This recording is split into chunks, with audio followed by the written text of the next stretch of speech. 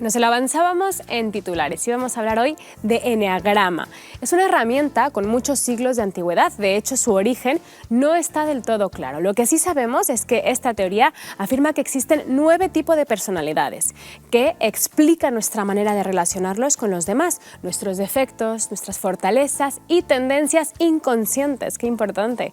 Usando correctamente este eneagrama que vemos aquí detrás, no se crea que vamos a jugar hoy a la Ouija o a hacer algo raro.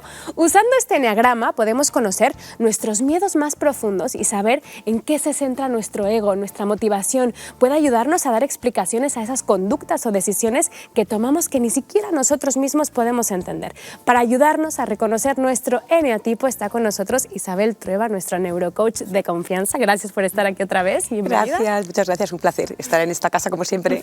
Pues estábamos deseando tenerte aquí con un tema que nos despierta tanto interés, ¿no? Porque al final podemos hablar de muchos temas relacionados con la salud mental, con el neurocoaching, pero a veces no nos vamos a sentir identificados con todos. Aquí sí que sí, todos nos tenemos que sentir identificados porque segurísimo todos estamos en alguno de estos 9 grupos, ¿verdad? En alguno de estos 9 tipos, eneatipos. Totalmente. No hay todo el mundo tiene un eneatipo principal y eso es así. O sea, sí o sí, todos pertenecemos. Es verdad que a veces nos cuesta un poco identificarnos, te tengo que decir.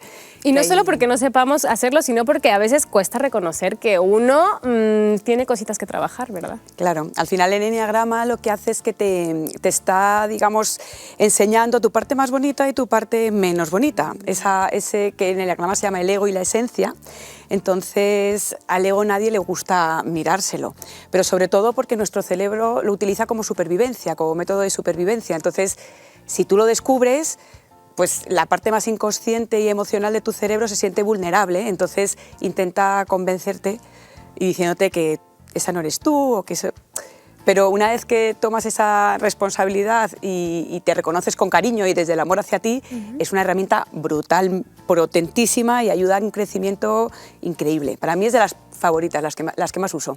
Y creo que al final es muy importante para conocernos a nosotros mismos, lo que decía, ¿no? Se habla mucho de hay que querernos, pues para querernos hay que conocerlos, ¿no? Nadie se enamora de un desconocido.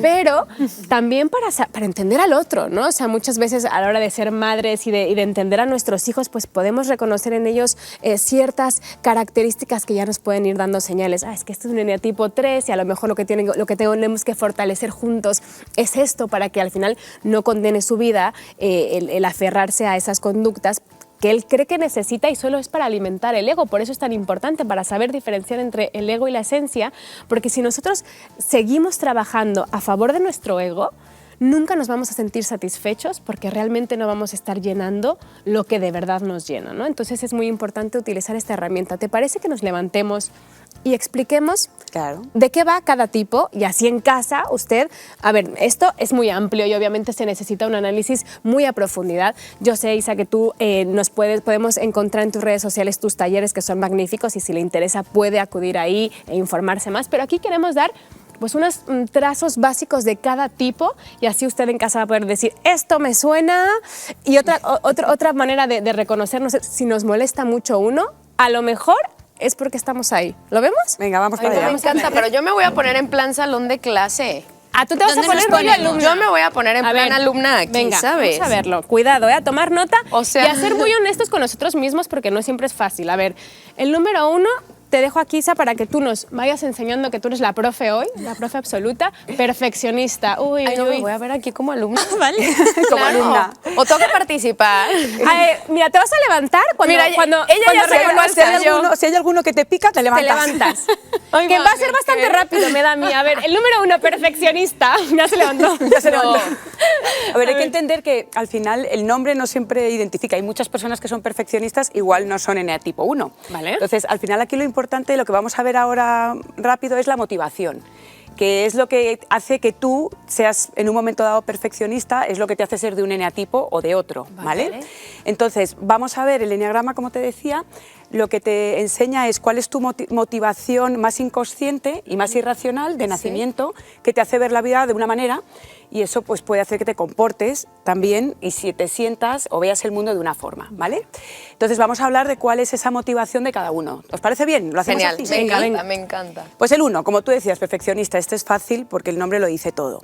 El eneatipo 1 lo que busca y por lo que se esfuerza es por ser perfecto para cambiar el mundo. Él se siente que buscando la perfección va a conseguir hacer un mundo mejor, que él va a ser mejor y además intenta también perfeccionar a los demás.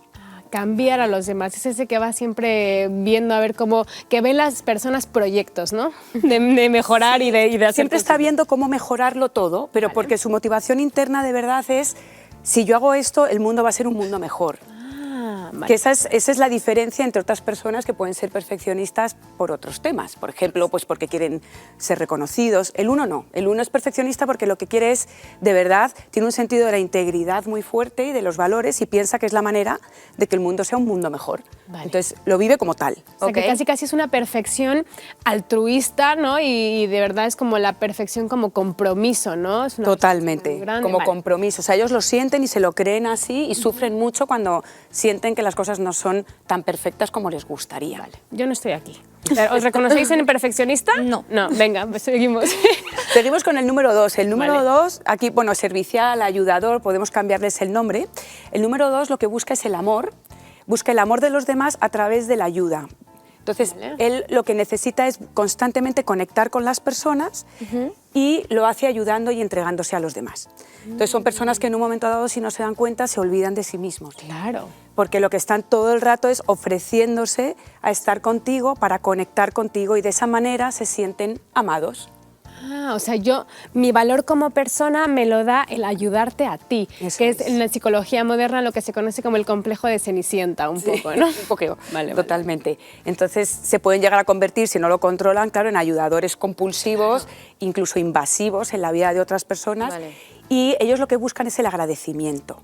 Igual que el 1 busca la perfección, los 2 buscan ayudar para que les agradezcan. Vale. Cuando lo hacen, eso sí. desde Yo ahí no luego. estoy, Yo ahí tampoco. Que esto porque no busco el agradecimiento. Que luego, la por verdad. ejemplo, en procesos o en momentos de la vida complicados como es para una madre cuando sus hijos se van de casa, el famoso nido vacío, si tú estás en este tipo como madre, es muchísimo más complicado porque tú basas tu vida y la razón como de tu existencia en cuidar a tus hijos y en servir a tus hijos, que cuando se van y oye, crecen y se independizan, tú te quedas con el vacío natural del nido vacío, pero también con la ausencia de, oye, ¿y ahora a quién sirvo? ¿No? Que creo que les puede complicar. Y Siempre gente que buscarán sufre a alguien, especialmente. siempre van a Claro. buscar a alguien porque mientras no son conscientes, lo bueno del enneagrama es eso, que cuando tú tomas conciencia lo puedes empezar a cambiar. Claro. Pero si no son conscientes, al final siempre van a tener a alguien con quien estar encima, ¿no? Y si no son sus hijos, pues serán sus padres o serán amigos o serán...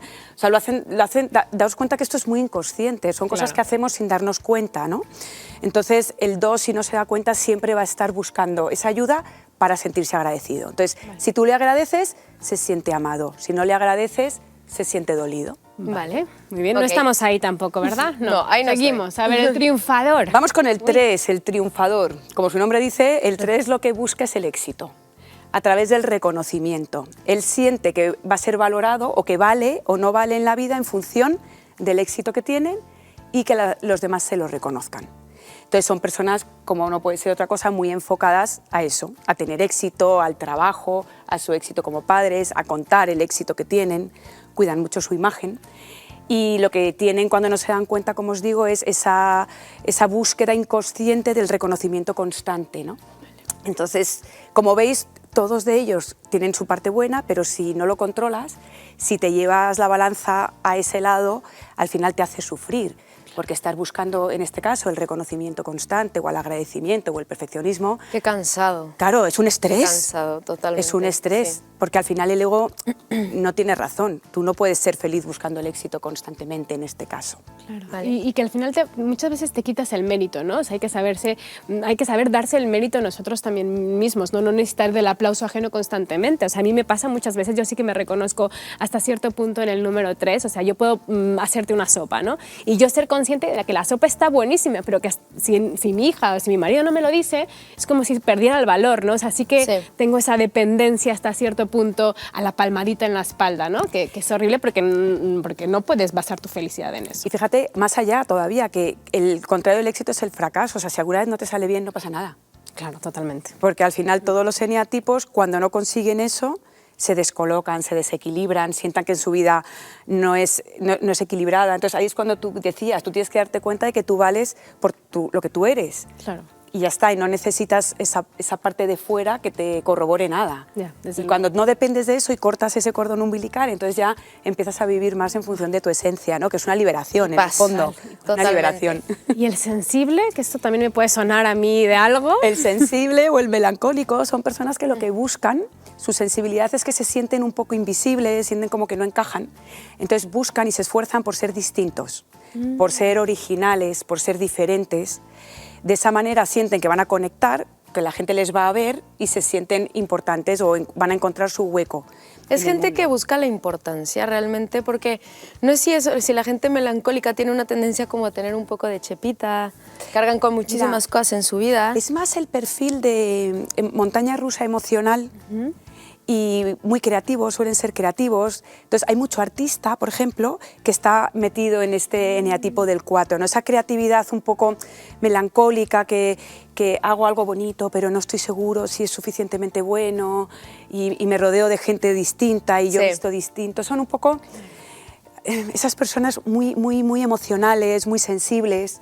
Hoy estoy fenomenal, mañana hablan mucho de sus emociones, de cómo se sienten, tienen esa sensibilidad especial, ¿no? Vale. Y lo que hacen es eso, es buscar a través de ser distintos y la diferenciación, el llamar un poco la atención de manera inconsciente. Vale. Ok. ¿Vale? Y el pensador. El pensador o el intelectual lo que busca es la independencia.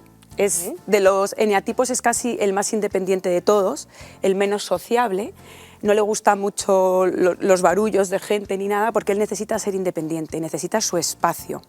Y lo que hace es, desarrollar una estrategia de intelectual, se convierten en expertos en algo, entonces cuando les gusta un tema son expertos en ese tema, se lo estudian muchísimo, no es esa imagen del pensador estudioso, un poco friki, que no se relaciona mucho, Sí. porque necesitan esa independencia, ese espacio, y si se sienten abrumados con el tema social, pues se quitan un poquito de en medio, ¿no? Vale. Pero luego son personas muy inteligentes en general y que, por ejemplo, en empresas y tal, son muy útiles porque tienen esa capacidad de convertirse en expertos y sabérselo todo, ¿no? Qué bueno. Ahí no estoy. Perfecto. Yo ahí no estoy, desde luego. El leal, que suena muy bien, pero también tiene que tener su puntito negativo, seguro. El leal, él lo que busca es la seguridad. Entonces, inconscientemente son capaces de ver todo lo malo que puede ocurrir, adelantarse a todo, y lo que intentan es controlarlo, a través del control, evitar los posibles peligros que pueda haber. O sea, que suele ser gente excesivamente controladora. Controladores, un poco inseguros, Vale. les cuesta tomar decisiones porque siempre están con ese punto de ¿y si me equivoco? ¿Y si pasa algo malo? Indecisos, vale. Si están en el ego, pueden ser personas muy negativas. Claro, porque todo siempre ven puede lo ser malo. un peligro, ¿no? Vale. Tú sabes esa amiga que está en la playa, en México, maravillosa, y estás ahí y te dice, ¿y si mañana perdemos el avión? Y tú Ya. dices, Ya, ¿pero ¿Por qué cómo lo vamos a estás pensando en perder? eso? Claro, totalmente. Pero Vale. por otro lado, luego son personas muy fieles, por eso se le llama el leal, muy fieles a sus principios, y luego son muy resolutivas, porque como están tan acostumbrados a prepararse a todo, Vale. cuando hay un problema, luego Sí, tienen ejecutan tienen súper plan bien. B, C, D, F, todo. Luego Vale. resuelven genial. El 7, tenemos el 7 que es el entusiasta, este es nuestro happy flower del enneagrama. Ay, no soy yo, me encantaría hacerlo, pero no. ¿Cuáles son las características del 7? El 7 lo que hace es que él quiere exprimir la vida al máximo. ¿Para qué? Para evitar el dolor. Tiene mucho miedo al dolor y lo que hace es llenarse de planes, de historias, ¿vale? de cosas que hacer para evitar las cosas feas de la vida. Vale. Evitar estar consigo mismo, evitar el dolor. Entonces, personas muy optimistas, con 1000 planes, que te organizan todo, que siempre están contentos. Vale. El happy flower. Que también está mal, porque tenemos que saber que la inteligencia emocional nos ha enseñado que las emociones son todas bienvenidas y son todas buenas porque son naturales, ¿no? O sea, el enfado y la alegría parten de lo mismo, ¿no? Son una emoción, y el privarnos de la alegría es malísimo, pero privarnos de la tristeza también lo es, ¿no? Totalmente. De hecho, hay que tener equilibrio, como todo, en todos los eneatipos. Al final, si te vas a, como decíamos, ¿no?, a la parte más del ego, pues pierdes el norte, porque estas personas al final no se centran en nada, y puedes incluso, si les cuentas un problema, lo que van a hacer es decirte no pasa nada, y te sientes poco escuchado. Es horrible, es horrible, es horrible. No, sí pasa, por algo te lo estoy contando. Claro, ¿sabes? pero no es porque no es por maldad, es simplemente que no saben enfrentarse. Y que es su manera de vivir también, ¿no? O sea, ellos al final tienen un problema y lo primero que piensan es, pero no pasa nada, va a haber solución. Entonces ellos pues intentan, siempre solemos pensar que el cerebro del que tenemos delante funciona igual que el nuestro, entonces intentamos dar las mismas soluciones cuando somos, y lo estamos viendo, tipos muy diferentes. Totalmente.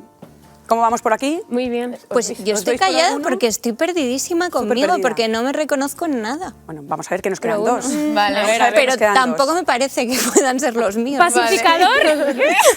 Venga, nos quedan dos.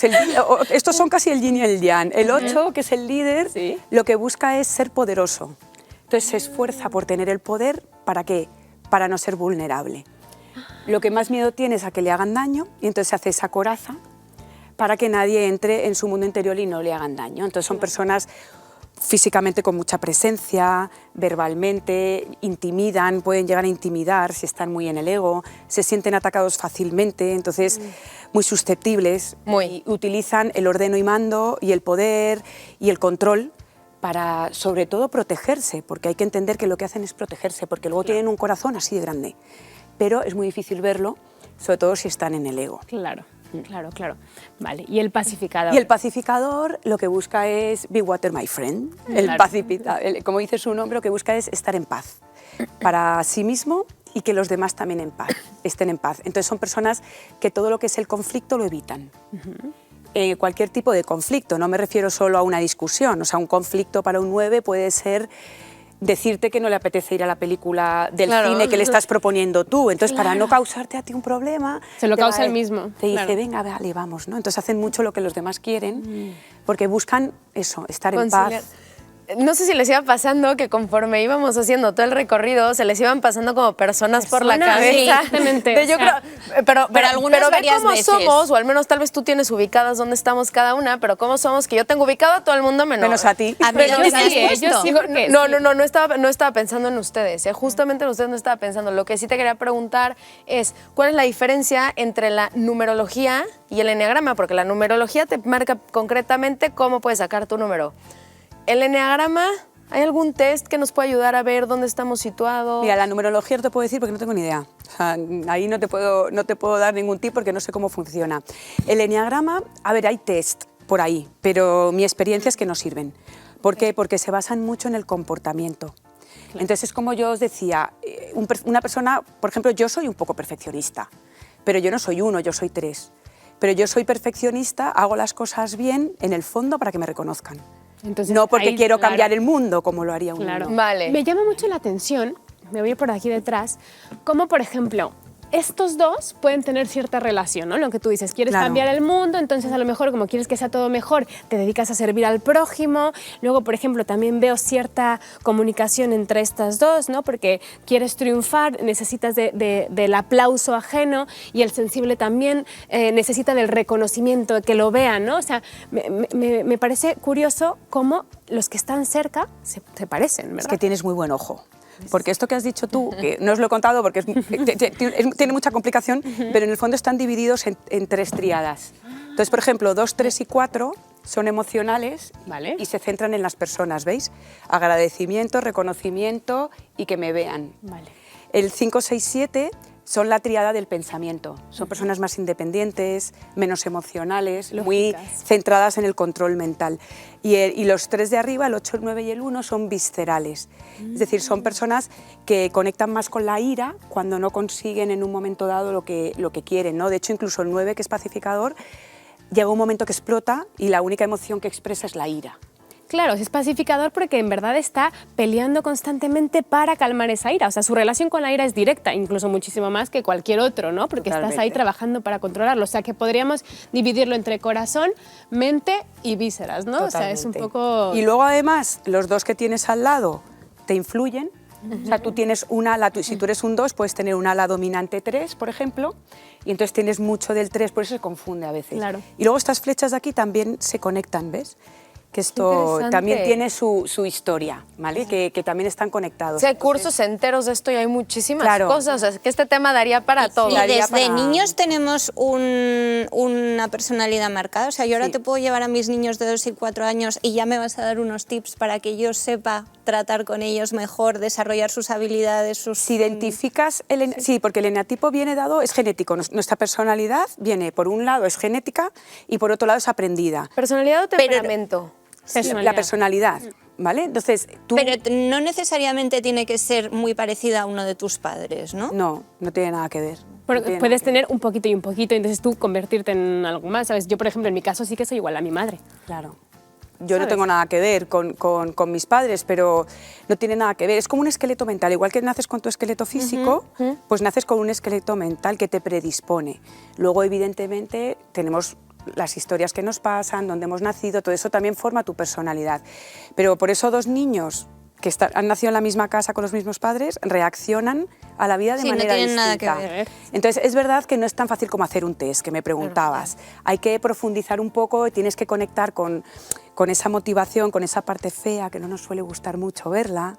Y desde ahí, una vez que ya lo entiendes, entonces luego es una pasada, porque tú tomas ese control y ya sabes no dejarte llevar por ese ego, no eres capaz de controlarlo. Isa lo que nos da en sus talleres, más que un diagnóstico, o sea, más que decirte, tú eres entusiasta, ¿no? Claro. Es te da una herramienta. No, o sea, aparte de todo lo que nos ha explicado aquí, pues lo profundiza a un nivel en el que tú eres totalmente capaz de reconocer en qué tipo estás, qué te está pasando y reconocer, oye, estoy actuando así porque esto me está pasando, porque mi cerebro está haciendo este trayecto, ¿no? Entonces, lo que te ayuda es a tú sacar lo mejor de ti y controlar todas esas cosas que pasa que muchas veces en situaciones límite no nos reconocemos, ¿no? Y decimos, es que ¿cómo pude haber hecho eso? A lo mejor si supiéramos, tal. Hoy se nos acaba el tiempo, tenemos que dejarlo aquí. Ya se lo decía, si quieres saber más de esto, que yo entiendo que esté muy interesado porque nosotros lo estamos también, Isa ofrece Isa Trueba en Isabel Trueba, Isabel_Trueba en Instagram. Ahí puede entrar, va a tener acceso desde ahí a todos sus talleres que son maravillosos, no solo este, un montón más. Yo te agradezco muchísimo que hayas estado aquí. Gracias a vosotras. Oye, te vamos a volver a ver porque estos temas... ya empieza a ser dan para como mi mucho. casa esto, ya lo sabes. Así Yo es, soy feliz. tiene que Vengo ser. cuando queráis. Gracias. Nos vamos corriendo a unos consejos para cuidar la higiene de su hogar y volvemos con la tertulia política, no se la pierdan.